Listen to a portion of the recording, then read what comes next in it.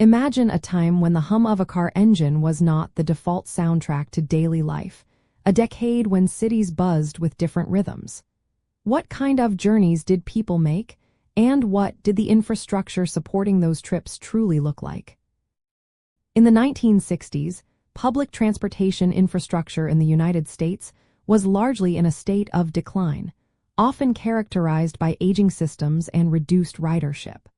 While some major cities maintained robust subway and bus networks, the dominant trend was a shift away from public transit towards personal automobiles. This decline was not accidental, but a direct result of several powerful post-World War II societal shifts.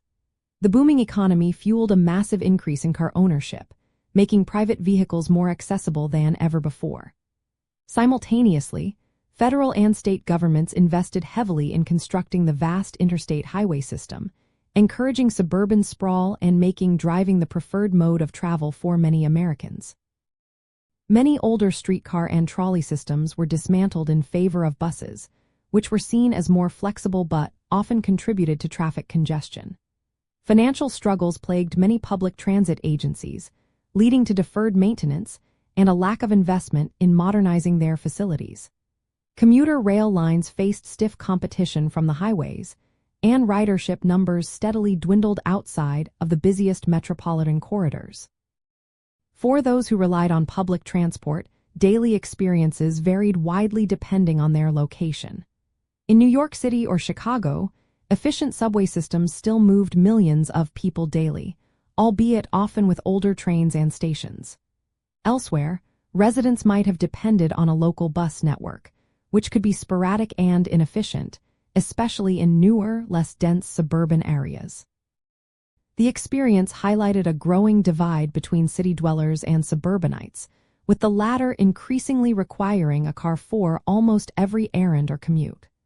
This shift began to reshape urban planning and daily routines in profound ways. Interestingly, despite the widespread decline, the 1960s also saw the very beginnings of a renewed interest in public transportation planning. Early urban planners and environmentalists started to voice concerns about traffic congestion, air pollution, and the social equity implications of an almost exclusive reliance on automobiles. This era laid the groundwork for future initiatives to revitalize public transit, demonstrating a long-term understanding of its vital role in urban life. It was a decade of transition, witnessing both the peak of car culture and the seeds of its future challenges. Understanding the state of public transportation in the 1960s helps us grasp the incredible transformation of American society during that time.